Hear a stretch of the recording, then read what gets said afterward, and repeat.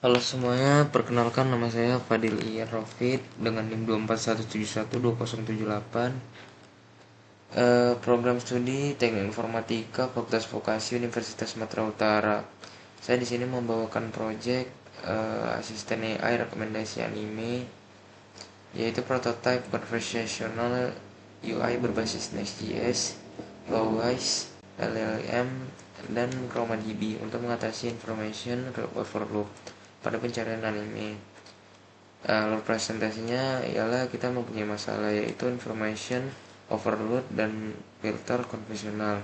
Namun saya menemukan solusi, yaitu chatbot anime berbasis pemahaman bahasa alami dengan sistem Next.js, Flowise, ChromaDB, dan LLM, kemudian menghasilkan UI responsif, RAG, dan paparan data. Latar belakang dan rumusan masalah. Di sini ada masalah utama, yaitu jumlah judul anime terus bertambah sehingga pencarian menjadi melelahkan. Kemudian filter berbasis genre, skor, dan tahun rilis selalu statis. Dan juga ada preferensi pengguna sering bersifat emosional dan deskriptif. Jadi inti dari perumusan masalah ini ialah sistem rekomendasi yang memahami kalimat natural, bukan sekadar klik filter. Nah, di situ adalah kebutuhan intinya.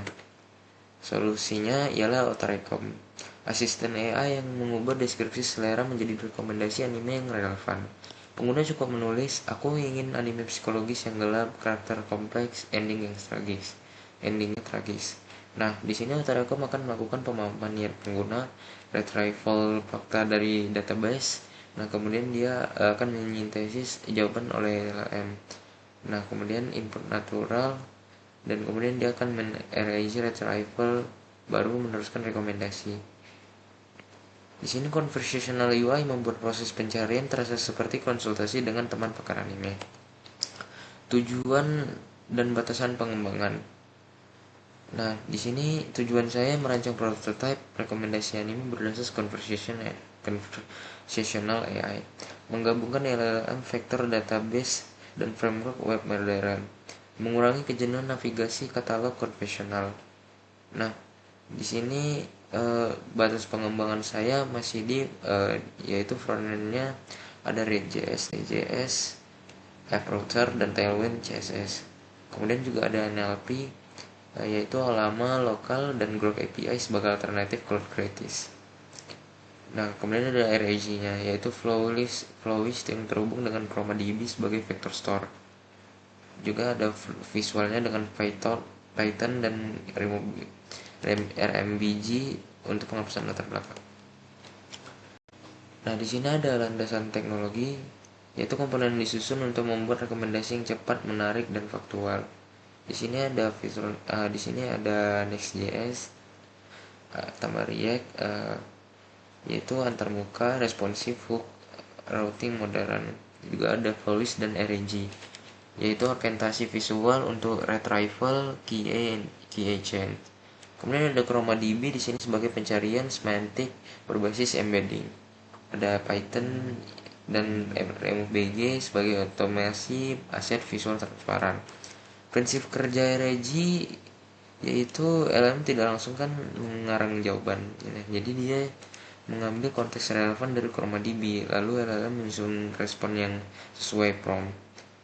Yaitu tugasnya masing-masing di sini adalah LLM reasoning, ChromaDB sebagai faktanya, Flowise sebagai orientasi, dan kemudian ada Next.js sebagai UI-nya. Nah, kemudian di sini ada metodologi SDLC iteratif, yaitu tahapan pengembangan penyesuaian kebutuhan front end dan akurasi prompt AI. Nah, di sini identifikasi masalah. Nah, di sini ada flowchart, dan flowchartnya di sini sebagai penyingkat dari inti proyek ini, yaitu saya mengidentifikasi masalah, kemudian saya menganalisis kebutuhan, dan saya merancang arsitektur Next.js dan AI. Kemudian saya mengimplementasikan antarmuka UI dan UX. Kemudian juga saya mengintegrasi model lama 3.3 via Flowise. Nah, Nah, lalu saya melakukan pengujian fungsionalitas chatbot dan saya akhirnya mengevaluasi dan membuat laporan akhir. Nah, di sini ada tahapan-tahapannya. Saya di minggu pertama mengidentifikasi masalah dan studi pustaka. Kemudian di minggu kedua saya menjadi perencanaan arsitektur dan desain UI UX. Minggu ketiga implementasi front end Next.js dan MBJ. Kemudian di minggu keempat saya menyetup lama ChromaDB dan Flowise saya. Di minggu kelima saya menguji dan menyusun laporan. Di sini ada arsitektur sistem Mota Rekom. Nah, di sini alur ringkasnya ialah input dari pengguna, kemudian frontend mengirim fetch API ke Flowise, kemudian Flowise mengambil konteks dari ChromaDB dan ChromaDB menyuruh LLM untuk menyusun jawaban. Kemudian LLM menyusun jawaban untuk merespon tampilan di chatbot.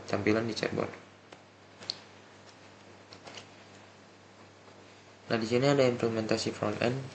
Di sini ada termuka menggabungkan estetika, layout ringan dan interaksi cepat. Nah, di sini ada gambaran-gambaran dari front end-nya. Kemudian di sini ada modul AI chatbot. Jadi mekanismenya ialah user mengetik query anime dalam bahasa natural. Kemudian front end mengirim payload JSON-nya dengan fetch API. Flowise mengambil referensi dari ChromaDB, kemudian menyuruh LLM menyusun respon yang santai dan informatif. Jadi nilai tambahnya ialah rekomendasi bukan hanya cocok untuk genre, tetapi juga cocok untuk nuansa, konflik, dan preferensi emosional. Nah, di sini backend-nya dan pipeline datanya. Backend-nya berjalan sebagai orientasi layanan, yaitu LLM, embedding vector store, dan sumber data. Nah, di sini ada gambaran tampilan arsitektur dari Flowise-nya. Kemudian di sini ada komponen intinya, yaitu di sini ada engine atau Grok API ya ini. Kemudian di sini ada embeddingnya menggunakan Nomic embed text di sini, dan kemudian vector DB-nya menggunakan ChromaDB database-nya. Nah, arsitekturnya kita menggunakan Flowise, data source-nya jika API yang ada di ChromaDB, dan kemudian script Python InSPI-nya untuk yaitu juga ada di ChromaDB. Nah, pipeline-nya jika API ke InSPI, kemudian dia mengembedding untuk menginsert ke ChromaDB. Kemudian dari ChromaDB di write retrieval oleh Flowise saat chatbot menerima query. Nah, kesimpulan dasaran ialah Otarekom membuktikan integritas web modern dan LLM dapat menjadi sistem rekomendasi cerdas. Kesimpulannya ialah Next.js dan Tailwind CSS menghasilkan UI cepat, imersif, dan adaptif. RAG dengan Flowise tambah ChromaDB membantu mengurangi halusinasi LLM. Kemudian ada conversational AI lebih fleksibel dibanding filter metadata statis. Saran pengembangannya migrasi ke cloud agar tahan beban pengguna publik apabila saya mempublish sebuah web ini. Kemudian saya bisa menambahkan autentikasi dan penyimpangan watchlist pengguna dan membangun crawler terjadwal untuk memperbarui katalog anime otomatis. Oke, masuk kita ke dalam demonya. Di sini yang pertama saya biasanya menjalankan lamanya dulu, start lamanya, kemudian ChromaDB-nya. Di sini saya sudah beberapa mengetes ChromaDB-nya dan dia mengambil API-nya dari database dan front end-nya. Kemudian di sini dia ChromaDB yang mengambil dari database jika API. Kemudian di sini ada Flowise servernya, dan kemudian di sini ada next servernya. Oke, langsung saja kita ke dalam webnya, atau kita masuk ke dalam Flowise-nya dulu. Nah, di sini saya akan menampilkan sebuah workflow-nya pada lama embedding dengan model Nomic embed text, ChromaDB. Di sini ada collection name dan anime collection, yaitu anime collection yang menyimpan API database yang sudah disediakan. Kemudian ada Grok API yang menjadi jembatan untuk kita mengambil model lama T20 70 beaver stylenya. Kemudian di sini ada buffer memory, mengingat percakapan, dan ada conversational retrieval key engine yang menjadi pengatur semuanya. Nah, kemudian kita coba tes demonya di OS. Oke, kita di sini akan mengetes dengan prompt halo. Nah, di sini AI-nya menjawab, halo lagi, selamat datang kembali, aku masih siap membantu, bla bla bla bla bla. Jadi ini adalah respon dari flow-nya, yaitu ini workflow-nya. Nah, kemudian dia nanti akan dapat datanya kalau misalnya dia itu mengambilnya dari ChromaDB juga. Nah, ini ya. Oke, kemudian kita akan review front end-nya. Di sini di front end-nya kita bisa ngubah sistem gelap dan sistem terangnya. Kemudian kita bisa mengubah karakter. Oke, sesuai dengan 8 top karakter, dan ada nama juga dari Beacon API. Kemudian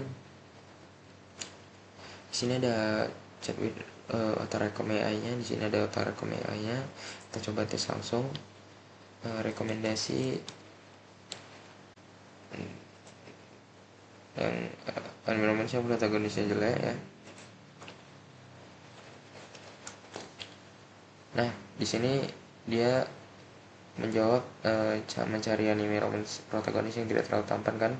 Saya punya rekomendasi yang tepat untuk umum. Nah, di sini dia merekomendasikan sesuai dengan apa yang kita minta ya. Nah, selebihnya di sini ada trending anime, walaupun di sini masih belum saya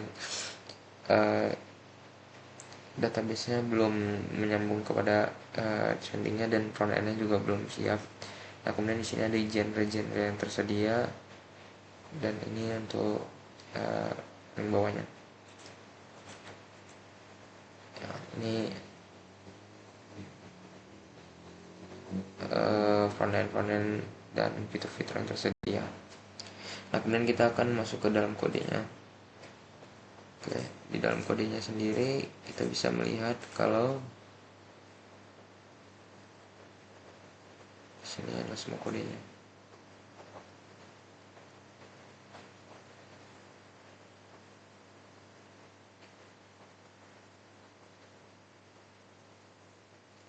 Sini guys, saya menggunakan